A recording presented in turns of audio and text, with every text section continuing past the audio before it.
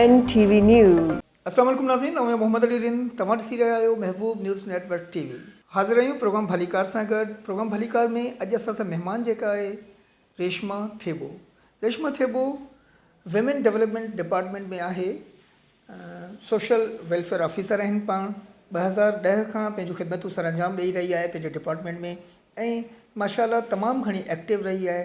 यकीनन सिन्फ़ नाज़ुक ज़रूरु आहिनि पर तमामु घणी बोल्ड, तमामु हिकिड़ी मज़बूत हिकिड़ी छोकिरी चऊं असां। रेशमा खे असां भलीकार चऊं था पंहिंजे प्रोग्राम में। अस्सलाम वालेकुम रेशमा साहिबा, तव्हांखे वेलकम भली करे आयो असां वटि। रेशमा, कीअं पिया ॾिसो ख़ासि तौर ते अॼोके ॾींहं खे? अॼु विमेंस इंटरनेशनल डे आहे, इन हवाले सां ख़ुसूसन पंहिंजे हैदराबाद में एक्टिविटीज़ खे कीअं ॾिठो? सभिनी खां पहिरीं त बीइंग अ लेडी, जीअं त असांजो ॾींहुं आहे अॼु, त उन हिसाब सां आउं सभिनी औरतुनि खे, जेके वर्किंग वूमेन हुजनि, जेके हाउस वाइफ्स हुजनि, सभिनी जेके जिते बि हुजनि, रूरल में इंटीरियर में, उनखे मुबारकबाद पेश कंदसि त हीउ वाक़ई जेको ॾींहुं आहे इहो असांजे लाइ ई ठहियो आहे। अच्छा, सुबुह खां वठी जेको आउं अॼु ॾींहं जूं हिन जूं एक्टिविटीज़ ॾिसां पई त पहिरीं जे मुक़ाबले में माना हर साल हिननि में चेंज ईंदो पियो वञे न। मक़सदु त पहिरीं खां औरतूं घणियूं एक्टिव थी करे हिन ॾींहं खे मल्हाईंदियूं थियूं अचनि। 2010 में मुंहिंजी जॉइनिंग हुई, तॾहिं खां वठी हेसि ताईं तमामु वॾो चेंज आहे। हेसि ताईं औरतुनि में इहा अवेयरनेस अची चुकी आहे त भई असांजो ॾींहुं आहे, असांखे पंहिंजे लाइ ॻाल्हाइणो आहे, निकिरणो आहे। हीअ जेके डेली रैली पियूं निकिरनि, प्रोग्राम्स थियनि औरतुनि जे हवाले सां, उन्हनि जी अवेयरनेस जे हिसाब सां, ख़ासि करे अॼोके ॾींहुं बि जॻह जॻह ते रैलियूं हुयूं। मायूं पंहिंजे राइट्स जे लाइ, हक़नि जे लाइ ॿाहिरि निकिरी आयूं आहिनि ऐं इहा तमामु असांजे लाइ ख़ुशी जी ॻाल्हि आहे। त जेको असां शुरू खां वठी being a women development officer असां कमु करे रहिया आहियूं ऐं डिफरेंट ऑर्गेनाइज़ेशन बि असां सां गॾो गॾु कमु थियूं कनि, त इहो सुठो हिकिड़ो चेंज आहे असांजे मुआशिरे मां। त असांजी महिनत रंग लाइ थी, औरतूं पंहिंजे हक़नि लाइ, राइट्स लाइ ॿाहिरि निकिरनि थियूं। अली ॾिसो, अगरि औरत पंहिंजी आज़ादी जे लाइ डिमांड करे थी त उन ॻाल्हि खे असां नेगेटिव नथा वठी सघूं, ठीकु आहे? त हू कहिड़े क़िस्म जी, छो त ई मूं कुझु कमेंट्स पढ़िया हुआ लास्ट टाइम हिकिड़ो मार्च बि थियो हो, त उन में डिफरेंट क़िस्म जा स्लोगन्स रेस कया विया हा न, त उन ते काफ़ी क्रिटिसाइज़ बि कयो वियो हो। जी एग्ज़ैक्टली, त उनखे काफ़ी क्रिटिसाइज़, त पर जेको हू स्लोगन्स चवनि थियूं, पहिरीं उन जो असांखे घुरिजे त उन जो मक़सदु सम्झूं त उन जो मक़सदु छा आहे, छो असां उनखे नेगेटिव वठूं। ऐं आज़ादी बि मुराद बि इहो न आहे त औरत बसि बेज़रूरत ॿाहिरि निकिरे ऐं घुमंदी फिरंदी, न। आज़ादी जो मक़सदु त घर में, मुआशिरे में, फैमिली में, जिते बि मर्द आहिनि, जिते मर्द डिसीजन खणनि था, औरतुनि खे बि बराबरी में उन डिसीजन में शामिलु कयो वञे। असां सिर्फ़ु इहा ॻाल्हि न कंदासीं त पसंदि जी शादी, इहो हर हंधि नाहे, इहो हर फैमिली में नाहे त उन्हनि खां पुछो वञे थो औरतूं ॿाहिरि निकिरनि थियूं त उन्हनि खे बैंड नथो कयो वञे, हर हंधि नाहे। असांजे काफ़ी सारे एरियाज़ में वञी था ॾिसो जिते औरतुनि ते बेइंतिहा तशद्दुद थिए थो, ज़ुल्म थिए थो, उन्हनि जे ॿाहिरि वञण ते पाबंदी आहे। उन्हनि खे बसि शादी जे टाइम सिर्फ़ु ॿुधायो वञे थो, सिर्फ़ु ई 3 लफ़्ज़ क़बूले वारा चओ। ईअं हर हंधि न आहे। असां त जॾहिं शयुनि खे डिस्कस कयूं था, जेको कमु कयूं था, असां त जनरलाइज़ थी कंदासीं न, ऑब्जेक्टिव थी, नॉट सब्जेक्टिव। हिकिड़े मखसूस एरियाज़ खे वठी करे असां नथा करे सघूं न। काफ़ी एरियाज़ में थिए पियो ईअं। हींअर ते अगरि एॾी आज़ादी हुजे, सभु राइट्स औरतुनि वटि हुजनि, त छो अॼुकल्ह जा हेॾा सारा केसिस पिया साम्हूं अचनि। हींअर रिसेंटली कुझु मुंहिंजा विज़िट थिया इंटीरियर साइड ऐं उन हिसाब सां मूं वटि कुझु केसिस बि आया। ऐं पंहिंजी ऑब्ज़र्वेशन जे हिसाब सां अगरि तव्हांखे ॿुधायां त 50 न पर 60-70% औरतुनि खे पंहिंजा राइट्स ख़बर पइजी चुका आहिनि। छो त हींअर वुमेन डेवलपमेंट डिपार्टमेंट बि आहे, उन सां गॾु अहिड़ियूं डिफरेंट ऑर्गेनाइज़ेशन अची वियूं आहिनि जेके वुमेन ते ऐं उन जे राइट्स ते थियूं कमु कनि। हीअ मूंखे ख़बर उन तॾहिं पई जॾहिं आउं पंहिंजी ऑफिस में वेठल हुजां, त उन वक़्तु हिकु छोकिरी आई बठे तां, जेकी मज़दूर हुई ऐं उहा छोकिरी लमटम 18 या 19 इयर्स जी हुई न।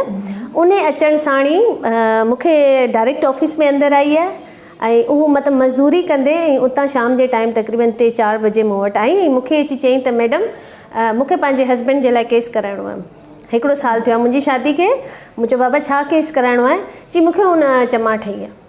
हाणे हिकिड़ी चमाट ते हिकु वेचारी बठे वारी छोकिरी अगरि अची पंहिंजो केस असां वटि रजिस्टर कराए थी, उनजो बदिलो वठे थी, त इन ॻाल्हि मां तव्हां अंदाज़ो लॻायो त केतिरी अवेयरनेस माण्हुनि में, लेडीज़ में पहुची चुकी आहे। ऐं आई वॉज़ वेरी हैप्पी। उन वक़्तु तमामु घणी मूंखे ख़ुशी थी त ऐं मूं जस्ट उनखे उन वक़्तु ऑब्ज़र्व कयो पियो, हुनजे जेके एक्सप्रेशन हुआ ॾाढा गुस्से में ऐं मूंखे हुन चमाट छो हुई, मुंहिंजो कंटिन्यू सिर्फ़ु इहो हो त मूंखे मैडम छो हुई, मूंखे जेको सो पंहिंजो राइट खपे, हुन मुंहिंजी इज़त जे ख़िलाफ़ु आहे इहा ॻाल्हि, उनखे हिते घुरायो। मतिलबु इहे जॾहिं शयूं असां ॾिसूं था त असांखे अहिड़ी ख़ुशी थी थिए त वाक़ई भई जेकी असां महिनत कयूं था, छो हिकिड़े माण्हू खे अगरि असां सिलेक्ट कयूं था त हुनजी इज़त नफ़्स खे केतिरो नुक़सानु पहुचे थो साइकोलॉजिकली, मतिलबु मेंटली, उन ॻाल्हि जो अंदाज़ो त सिर्फ़ु उहो विक्टम ॿुधाए सघे थो। रेशमा, तव्हां 2010 खां मुसलसल जाखोड़े रहिया आहियो, तव्हां हिन पंहिंजे मनसब खे यूटिलाइज़ करियो था औरतुनि जे फलाह जे लाइ, भले जे लाइ।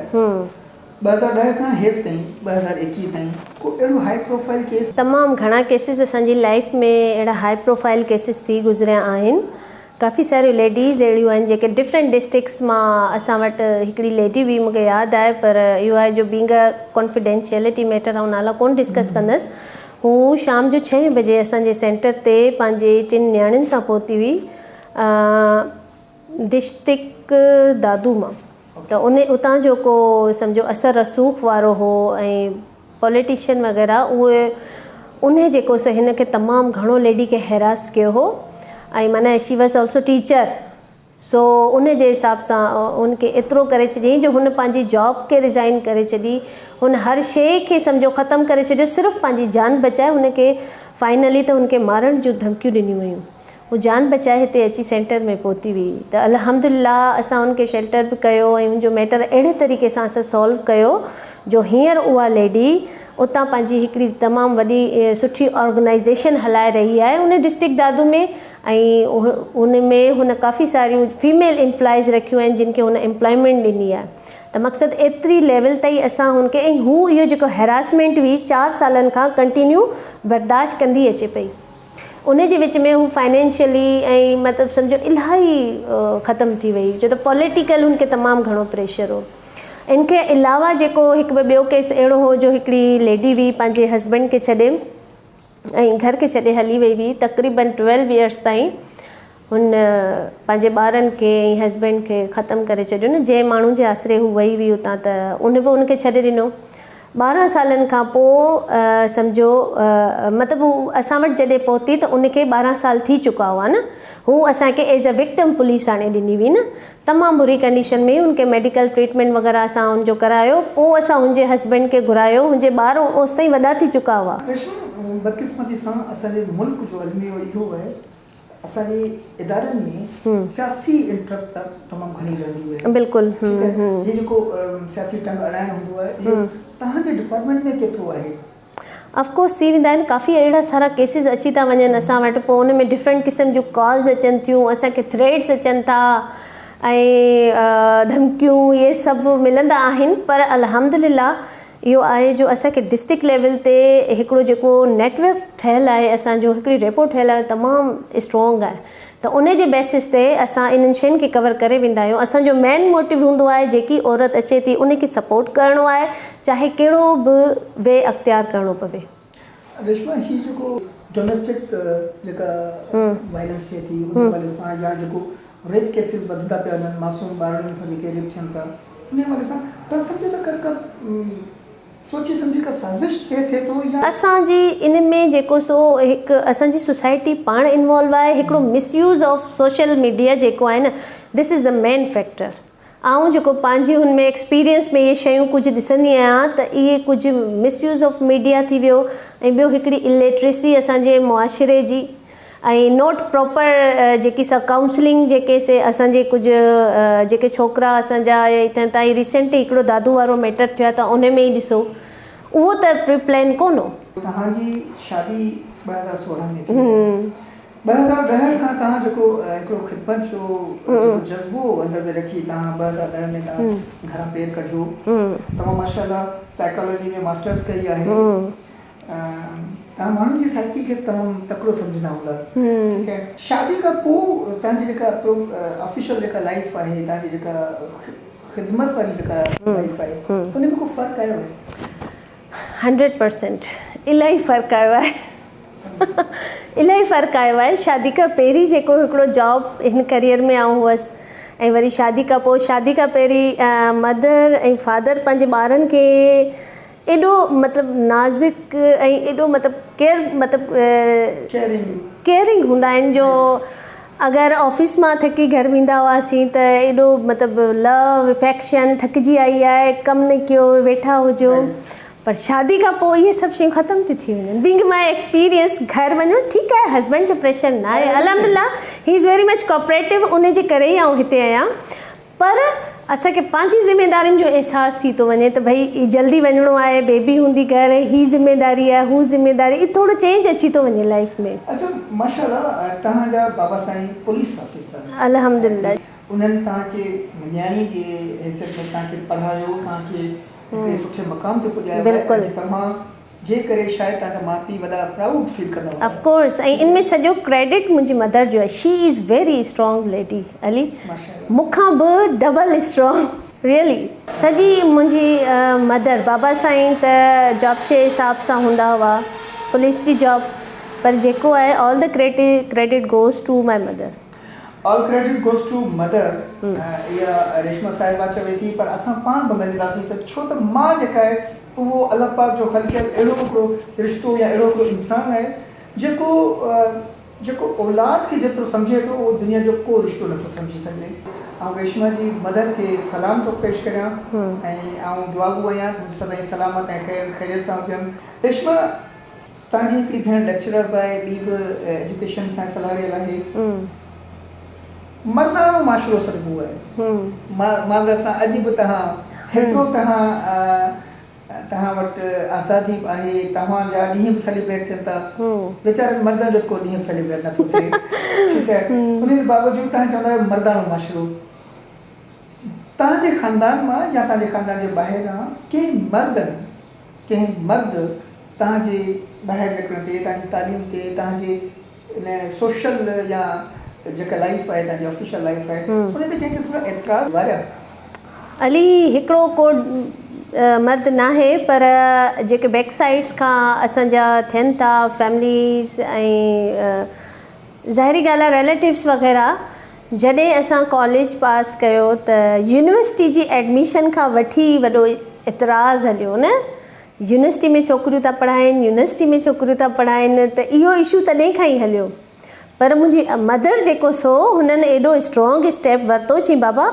जंहिंखे नाहे पसंदि उहो असांजे घर न अचे न अचो भले असां सां न रखो मुंहिंजियूं धीअरूं हिते पढ़ंदियूं यूनिवर्सिटी में यूनिवर्सिटी अल्हम्दुलिल्लाह जीती करे पास कई उन खां पोइ वरी जॉब ते पर इन में जेको स्ट्रॉन्ग उन में कैरेक्टर हो न मदर जो अगरि हू उन वक़्तु माण्हुनि खां डिॼी वञे हा ख़ानदान वारनि जी ॻाल्हियुनि खां डिॼी वञे हा त उन ते सम्झा त असां हिते पहुची सघूं पिया बीइंग अ मुस्लिम पाण मुस्लमान आहियूं पंहिंजो सॼो ईमान आहे ख़ुदा जी पाक ज़ात ते सम्झो त तव्हांजी तमामु थकावटुनि जो तमामु ॾुखनि जो तमामु तकलीफ़ुनि जो जेको आहे हिकिड़ो इलाजु आहे नमाज़ ऑफकोर्स कीअं न असां बीइंग अ मुस्लिम असांजो त सम्झो हर शइ नमाज़ ऐं क़ुरान शरीफ़ आहे असांजो जेको ईमान आहे उहो इस्लाम ते आहे जॾहिं का बि मुश्किल पेश अचे को बि प्रॉब्लम हुजे सिर्फ़ु दिलि सां सजदे में वञो ऐं घुरो ॾिसो कीअं नथो मिले अल्हम्दुलिल्लाह जॾहिं भला पाक खां का शइ घुरी आहे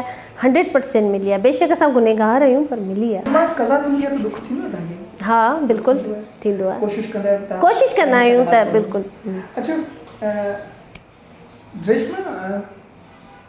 पाण वेस्टर्न कल्चर जा ॾाढा पोइ लॻ थी पिया आहियूं न असां वटि नस में समाइजी वेस्टर्न कल्चर नंढड़ी बेबी जी जेका तालीम आहे तव्हां सम्झो था त पाकिस्तान में ई हुनखे सुठी तालीम ॾियारे सघो था या हुनखे किथे इन फ्यूचर किथे ॿाहिरि पढ़णु छॾींदो न ऐं जेको आहे सो पंहिंजी बेबी खे पाकिस्तान में ई रही सुठी तालीम असांजे मुल्क में अल्हम्दुलिल्लाह आहे सुठी एजुकेशन आहे ऐं डिपेंड्स ऑन अस के असांजी तरबियत कहिड़ी थी थिए जेकी बेसिक असांजी तालीम हूंदी आहे उहा त घर खां थी वञे न उन खे ई मेन फोकस कयो ऐं अल्हम्दुलिल्लाह असांजे पाकिस्तान में तालीम जो मयार सुठो आहे ओके रेशमा तव्हांजी जे लाइ इन फ्यूचर तव्हां पंहिंजे का पसंदि रखंदव त कहिड़ी फील्ड चूज़ करे या हुनखे पंहिंजो हक़ हासिल घुरे न हू माशाल्लाह नंढड़ी आहे हींअर पर आउं हुन खां पुछंदी आहियां तव्हां छा था थियणु चाहियो या छा, पर हू माना बींग पंहिंजी एज वाइज़ मूंखे हू सभु चवंदी आहे त ममा प्रिंसेस थियणु थी चाहियां।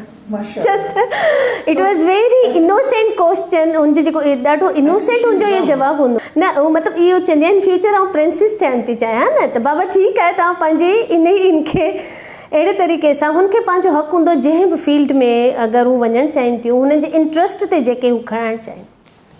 लव मैरिज जे हक़ में आयो थी? हा, मे बी सही आहे, कॾहिं कॾहिं समटाइम्स लव मैरिज कामयाबु बि वेंदियूं आहिनि।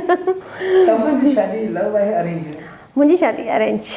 अल्हम्दुलिल्लाह जेके मुंहिंजा हस्बैंड आहिनि माशाल्लाह काफ़ी सपोर्टिव आहिनि, ऐं अगरि हाणे शादी खां पोइ अगरि आउं हेतिरा स्टेप खणां थी मुआशरे में, हर एक्टिविटी में, वुमेन जी एक्टिविटीज़ स्पेशली, ऐं पंहिंजी जेके जॉब वग़ैरह करियां पई, त उन में मुंहिंजे हस्बैंड जो हथु आहे। ज़ाहिरी आहे हू मूंखे एतिरी हद ताईं ॾियनि था परमिशन, ऐं हिकु ट्रस्ट डेवलप थियल आहे असांजो, तॾहिं। पर इहो वरी बाद में कॾहिं मूं इहो सोचियो न आहे त भई लव हुजणु घुरिजे या अरेंज हुजणु घुरिजे, बसि ठीकु आहे जेको हुजे अंडरस्टैंडिंग हुजे। विश्वा, तव्हां सोशल डिपार्टमेंट सां सलाह न हुजो आहे त तव्हांजी चॉइस छा हुई? ॿी नेक्स्ट छा हुजो आहे? डॉक्टर, हेल्थ में डॉक्टर हुजां 100%।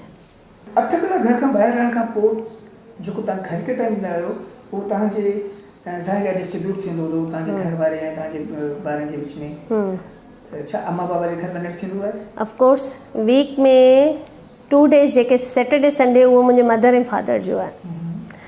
एनी हाउ कुझु बि थी वञे, उहे 2 जेके थींदा आहिनि हॉलीडेज़ उहे पंहिंजी मदर ऐं फादर सां ई स्पेंड कंदी आहे। अदरवाइज़ पंहिंजी बेबी सां भई फर्स्ट त हू चवंदी आहे त जस्ट प्ले थोरो घणो, अच्छा जस्ट प्ले, थोरो खेॾो।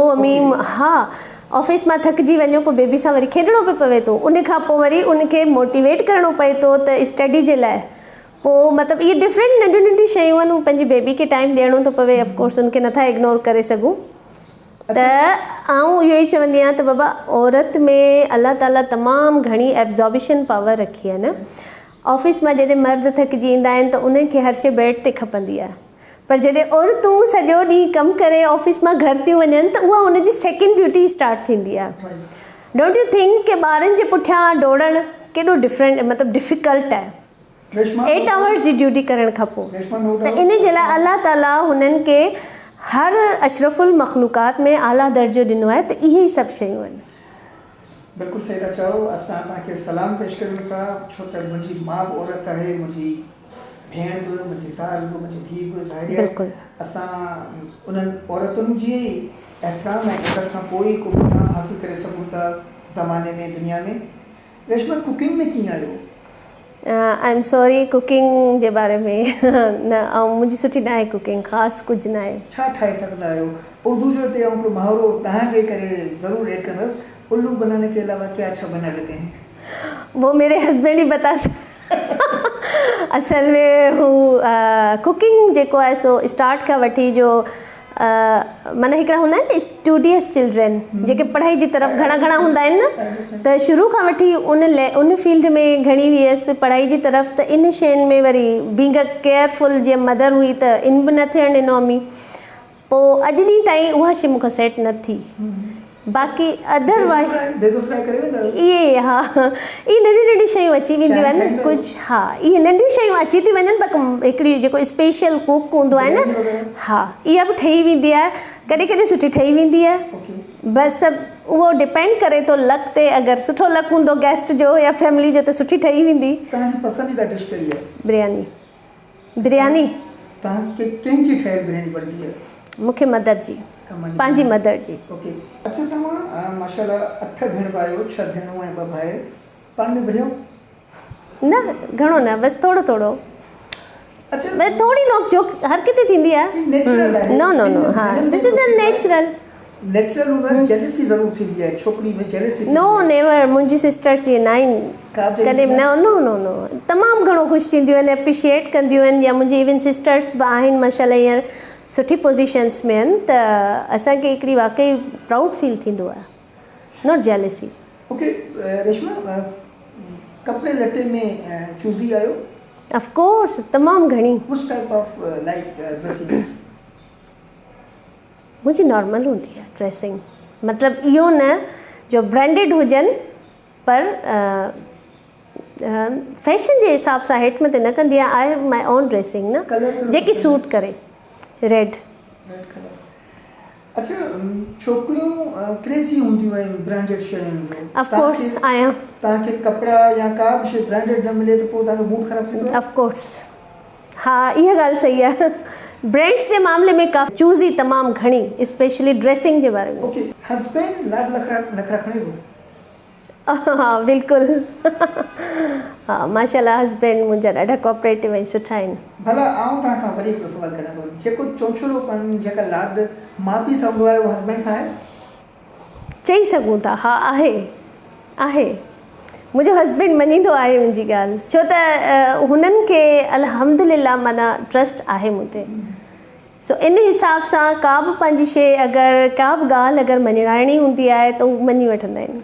रेशमा, असांजो चैनल आहे महबूब न्यूज़ नेटवर्क टीवी। ऐं चाहींदुसि तव्हां ॿ लफ़्ज़ महबूब न्यूज़ नेटवर्क टीवी लाइ चओ। छा चवणु चाहींदो? वेब चैनल्स जी दुनिया जो दौर आहे, असां बि हिकिड़ो क़दम खयो आहे, तव्हां कीअं पिया ॾिसो असांजे चैनल खे? हीअ जेको तव्हांजो स्टेप आहे, नेटवर्क जेको तव्हां पंहिंजो इहो नेटवर्क जेको ठाहियो आहे, इन स्टेप खे पहिरीं महबूब न्यूज़ नेटवर्क जेको आहे, पहिरीं त इन खे आउं एप्रिशिएट कंदसि, छो त अगरि को बि माण्हू पंहिंजी लाइफ में हिकु सुठो स्टेप खणे थो ऐं स्ट्रॉन्ग स्टेप करे खणे थो त आई ऑलवेज़ एप्रिशिएट देम।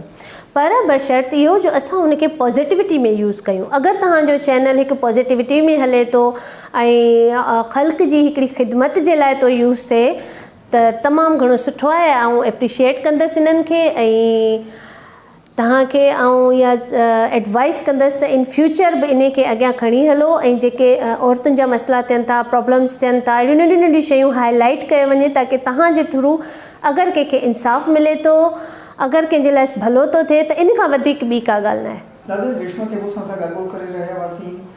तमामु मज़ो आयो असांजे इन प्रोग्राम में। रेशमा साहिबा पंहिंजूं सारोड़ियूं बसारियूं आहिनि, असां सां तमामु पंहिंजा एक्सपीरियंस असां सां शेयर कयईं। लख थोरा आहिनि रेशमा साहिबा जा। नाज़रीन, अॼु प्रोग्राम भलीकार में फ़िलहालु एतिरो ई। नेक्स्ट ॿिए प्रोग्राम में ॿी शख़्सियत सां गॾु हाज़िर थींदासीं, तेसिताईं इजाज़त ॾींदा। अल्लाह।